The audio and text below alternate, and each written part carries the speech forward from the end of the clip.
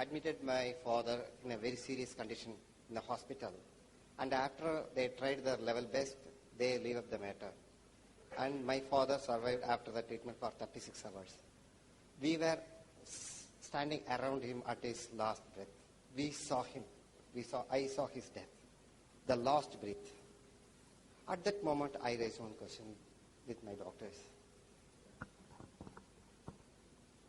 What is the driving force within our body? Now,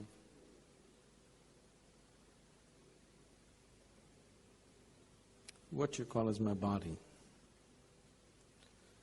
is just a piece of earth that you picked up and now prancing around like this. Yes? It's just a piece of earth, isn't it? It's on loan to you. When the time to return the loan comes, why are you making such a fuss? After all, you're an auditor. You know money borrowed has to be returned, otherwise somebody will keep accounts. Planet Earth keeps proper account. You can't take an atom of it. You can borrow it, you can use it, you can enjoy it, you have to give it back to it. This is the way of life. Now, because you get so attached to a piece of earth, which you call as my father or myself or your wife or her child or whatever, you don't want to give it up. I want you to understand, your love is not for life. Your love is what you consider as myself and all that you consider as that which belongs to me. Every day, people are dying in the world, isn't it? Every day? Millions? I don't know how many die. Does somebody have figures? Huh? Every minute 200 people are dying. Why didn't you ever think, why are they dying? Why didn't you ever think, where is the source of life? Now your father is dying. If you did not know who is your father, even if that man died, you wouldn't matter, it wouldn't matter to you. But now, it's my father, that is the whole thing. Your concern is not that another human being is dying. Your concern is not about another life. Your concern is just me, isn't it? So when your concern is like this, distorted concern, now you have a distorted vision of life. When you have distorted visions of life, then suffering is inevitable. Now, your father is gone. Yes, we would like to do everything to have our loved ones around us as long as possible. But they will go invariably, isn't it? I should tell you a story.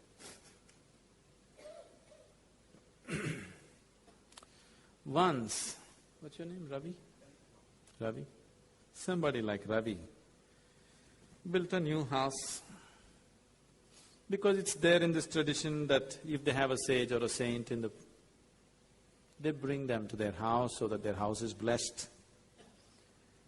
And they called a yogi to their house. The yogi came, they welcomed him like a king, treated him like a king, fed him well. Then they came and said, "You must bless us and our house." The yogi said, let your father die first, then you, and then your children." The man got really angry. "You idiot, we bring you home, we treat you like a king, we feed you, we give you gifts. And when I ask you to bless me, you're telling me my father should die first, then I should die, then my children should die?" And he is also afraid, because the yogi has said so, it may happen so. The yogi said, "What is wrong with what I said? Is it not good if your father dies first, then you, then your children? If you die before your father, is it good? Or if your children die before you, is it good? If your father should die first, then you should die, then your children should die. This is the natural order of life. Is that not how life should happen to you? Yes? So, your father should die, then you should die, then your children should die. This is the way of life. Because you are completely out of tune with life. You think your father should not die. Okay, instead of your father, if you die, things will be better? Or if your children die, will it be better? No, isn't it? This is the way it should happen. Yes, we do our best to keep our loved ones as far as possible, but when they have to go, you send them gracefully. And when you have to go, you also go gracefully. This doesn't belong to you. You just borrowed it, no interest. But every atom of it, you have to pay it back. That's the way it is. It's good if our fathers die before us, isn't it? It's not good if our children die before us. But our fathers should die before us. It's good. We don't wish it today. We want them a long life, but they must die one day, isn't it? This is what he meant when he said, your father should die first, then you, then your children. Because all the three forces should function in balance. Then only there is life. If your father never dies, then your children should not be born. Isn't it so? If your children should be born and they should grow up and live, then your father should die and then you should also die, isn't it? If all our forefathers become alive now, can we live here? We'll anyway wish them dead. Isn't it so? Let's be honest. Yes? If all our forefathers, 25 generations of people, if they become alive now, do you want them? No, you'll wish them dead. So it's good what's happening. It's just that we have to manage it so that it doesn't become an aberration in our lives. It happens at the right time, isn't it? Can I contact my dead father? I'm sorry? Can I know where my dead father is right? Can you? Contact my father who was died 5 years ago. Now, I know this is coming from a certain emotion. I don't want to ridicule that, but I want you to understand. Your business with your father is only when he's embodied. What you have known as your father is just a certain body and a certain mind. You have not known anything else of your father, isn't it? Yes or no? Whatever you have known as your father is just a certain form of physical body and maybe certain aspects of his mind and emotion. Do you know anything else of your father? Because you do not know anything else of yourself. There's no question of knowing anything else of your father, isn't it? You may say, no, my father was a good soul. You don't know all these things, whether he is good soul or bad soul, whether he had one or not, you do not know. Maybe your father was a good-hearted man, maybe a gentleman, maybe a loving person, yes? Maybe very cruel to somebody else but nice to you, yes or no? Yes? Maybe very wicked out in the world but good to you. This is how you know your father. Which way we do not know. Maybe very wonderful the world and not so good to you, or the other way around, whatever. You know his little bit of thoughts, his emotions and his body to some extent. So once, when your father left, definitely he left his body here and went, isn't it? Once he left his body, you have no business with him. It doesn't matter how much emotion you have. Your business with him is over. I want you to understand this. Your business with them is only when they're alive. But when they're alive, you're not on talking terms with your father. When he dies, you want to contact him, don't do this to yourself. When they're around you, give yourself totally. Do everything that you could do. After they're gone, what are you going to do? Anyway they will go, today or tomorrow. Your father went 5 years ago, my father may go 5 years later, but they will go, isn't it? So when they are there, show all the involvement that you can. When they are there, You can't talk to them, you're angry with them, you can't look at them, you have no time for them. After they're gone, you want to go to heaven and talk to them. There's no email facility there.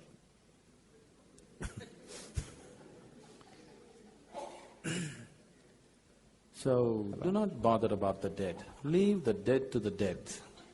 Your business is with the living. When your business is just with the living, make it a total business, Show involvement with life around you.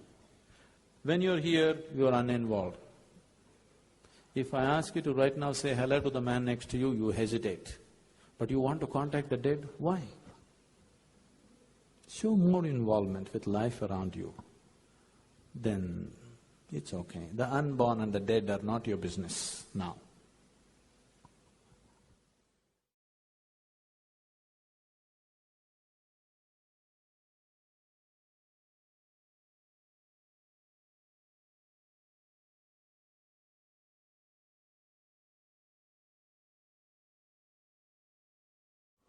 We have about 140 doctors working in our hospital, Swamiji. Except myself, nobody wants to become spiritual. I don't know what exactly spirituality. If what you are talking is spirituality, I would like to be like that. But many people don't believe. I said, we are working from morning to night and we are happy and patients are happy, we make some money. Is spirituality is essential for life or?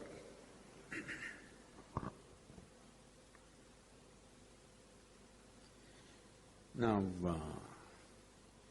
is spirituality essential?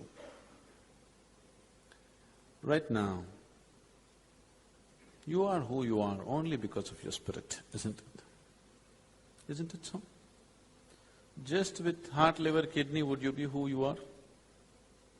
Just with body, would you be who you are? Just with this mass of flesh and bone, would you be who you are? The spirit in you is what makes you who you are, isn't it? So, is somebody spiritual, not spiritual? Everybody is spiritual, because everybody has a spirit.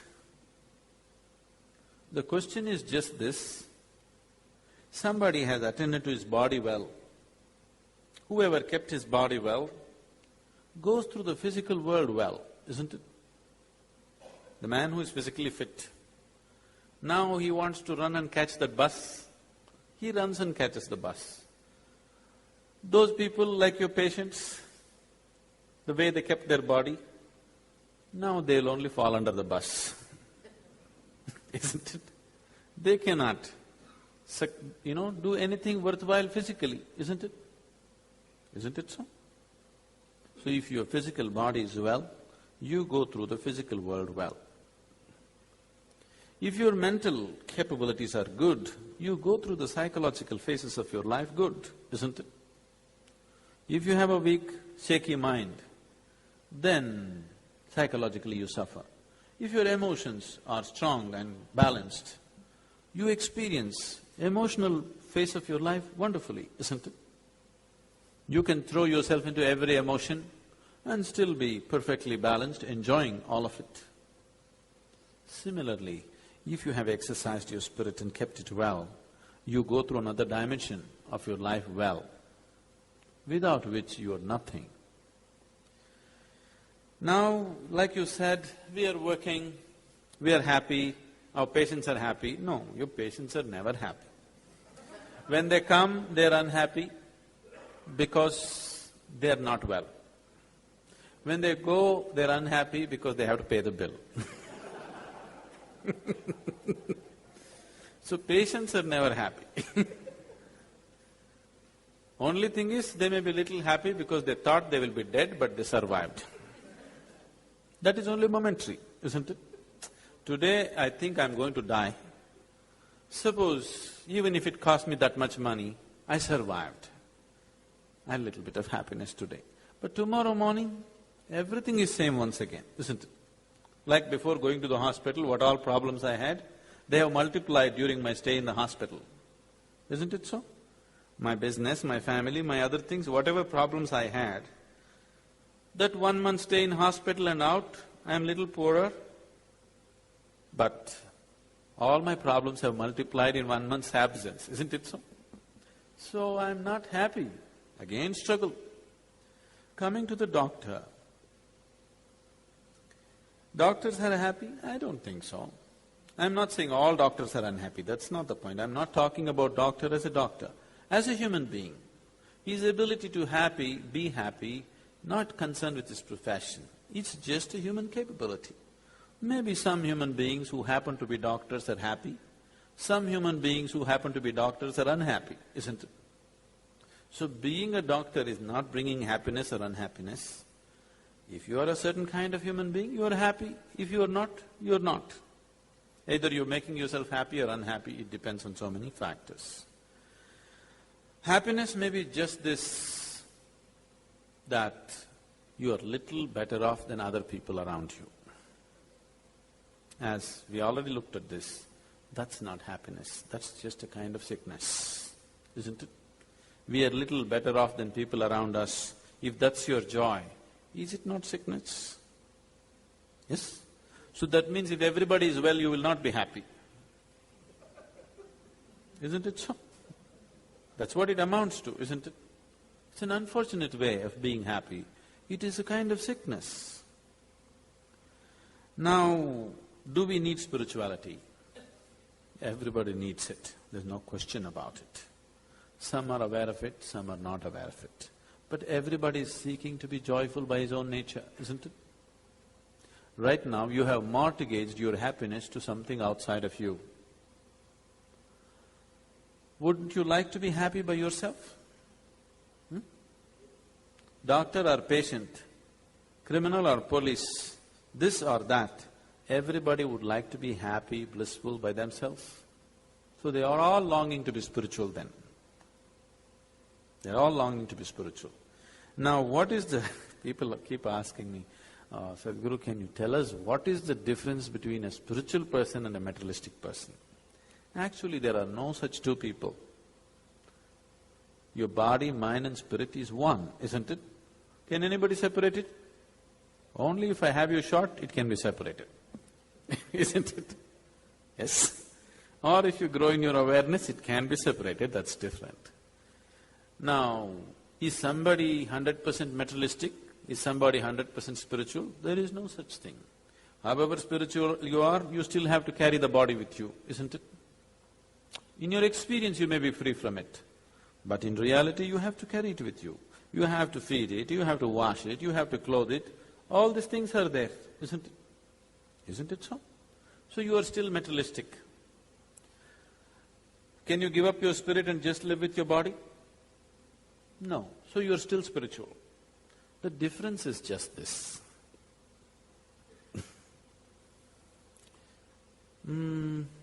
Materialistic people beg for everything in their life. Their happiness, they'll beg from somebody. Their love, they'll beg from somebody. Their peace, they'll beg from somebody. For everything that they need, most essential things in their life, they have to beg somebody, isn't it so? Only their food they earn, everything else they beg. A spiritual person, his love, his peace, his joy, everything he earns by himself, only his food he begs. If he wants to earn his food, that's no big deal, he will earn it. But right now he thinks it's not so important and he begs it. That's the difference. The only thing that people are earning is their food and clothing, isn't it? What else are they earning? See, just the simple process of life. After all, what is most of the humanity doing?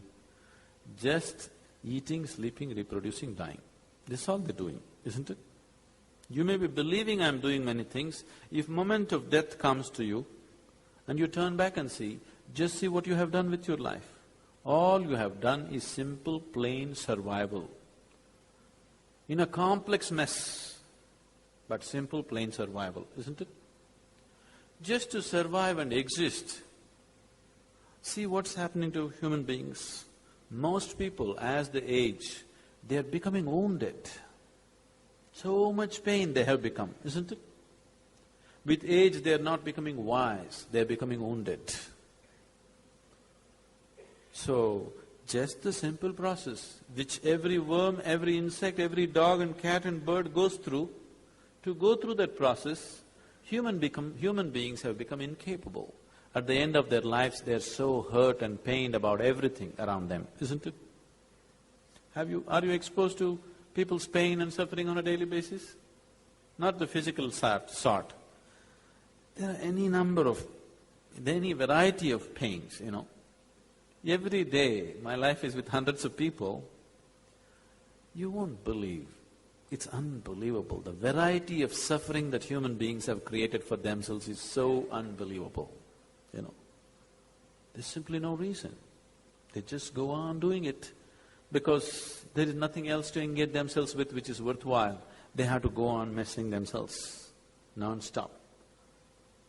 Slowly, you just look back, please take a picture of yours when you were 5, 6 years of age and look at yourself now, how the joy has been squeezed out of you. Yes? Simple process of living. You are not doing anything great, you are not trying to reach other worlds or anything, just existing and surviving, isn't it? For that, all this has happened. Is it worthwhile? Is it worthwhile causing all this pain to yourself just to eat, sleep, procreate and die one day? If you're on your deathbed, it won't mean anything. Anyway, do you know all of you will die one day? I am not wishing it upon you. I bless you with a long life. But do you know anyway you will die one day? Yes? Is it okay? Let's just imagine. The next moment is our death. Turn back and see, what have you got? What have you got to show as life, tell me?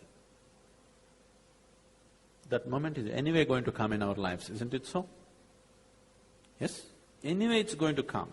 Is it not time that we looked at it now, not tomorrow? Isn't it time that we looked at it right now and not tomorrow? Because you don't know if you will be here tomorrow. Is anybody here who's come with 24-hour guarantee card? No. We are hoping and aspiring, that's different. But do you have a guarantee card for 24 hours? No. It could be any moment, isn't it? So is it not important that we address it? Is it not important to know what my life is about? Where does it begin? Where does it end? Where do I come from? Where do I go? Is it not important? You have made too much elaborate preparations. See, right now, you want to go to Gandhipuram from here. Do you book a seat on the bus 10 days ahead? Do you take a suitcase? Do you take a lunch box and water bottle and everything to go to Gandhipuram? No. You hop onto some bus and go. If there is nothing, you'll walk and go, isn't it? Now you want to do a long-distance journey, very long. Now you book your tickets, prepare everything, take the food, take the water, whatever you may need on this long journey. You want to go to Antarctica, you want to take everything, isn't it possible? Now this is just like this. From your birth to death is just a short journey. You have made too much preparation, too much preparation. You have enough clothes to wear for 3 lifetimes, isn't it so? Isn't it so? Can you wear all those clothes in 1 lifetime? You have enough for 3 lifetimes. You have footwear for 8 lifetimes. And you are seeking liberation. I am not saying you should not enjoy the physical things around you, but if that is the supporting thing for who you are, if who you are is only because of what you wear, if who you are is only because of the car that you drive, if who you are is only because of the house that you live in, if who you are is only because of the qualifications and nonsense that you carry around with you, just life is not worthwhile. All these things you can have if who you are is well established in blissfulness. You become a doctor, you become an engineer, you become any damn thing in the world, all of it can be enjoyed. But if who you are is not established, whatever you become, you will suffer. If you're a doctor, you will suffer. If you're a patient, you will suffer.